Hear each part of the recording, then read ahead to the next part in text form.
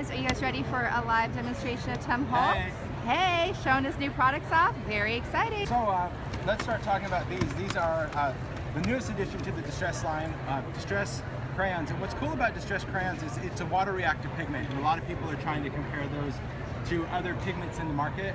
No need to name names. Everybody knows that there are other pigments. But what makes these unique is I wanted them to have very similar properties to the world of Distress. I wanted their water reactive nature. I wanted the smudgeability so I can use them like I would in ink.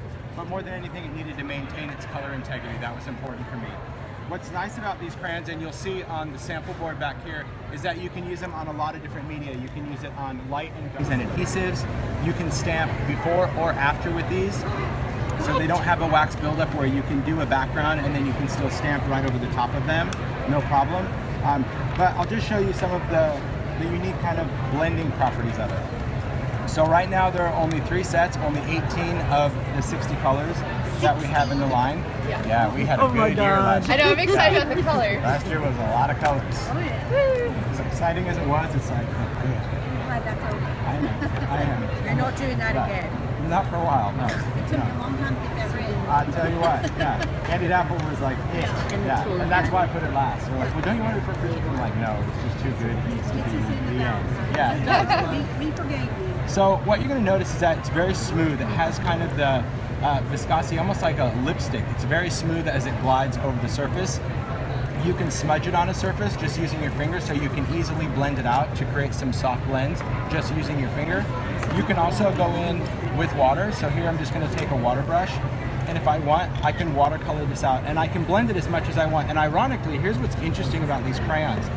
The less you apply, the less you have to blend out onto paper, right? The more you apply to a surface, the more color you're going to have to blend out. So it's a little odd, because if you're used to using markers, you know that you don't want to be too heavy-handed with markers because it's too much to pull into the paper to watercolor out, right?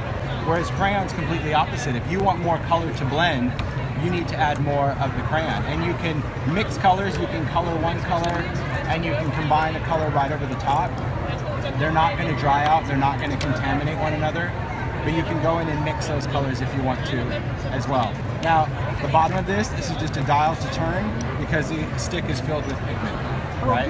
So it was really designed where you can hold it like a pen, because that's important when you're kind of doing sketch work or collage work and you want to go around something because you want to create some highlight lines. So that's really what I like to do with these particular crayons. Let me go in with some colors and just show you here. Here I'm just going to color this out.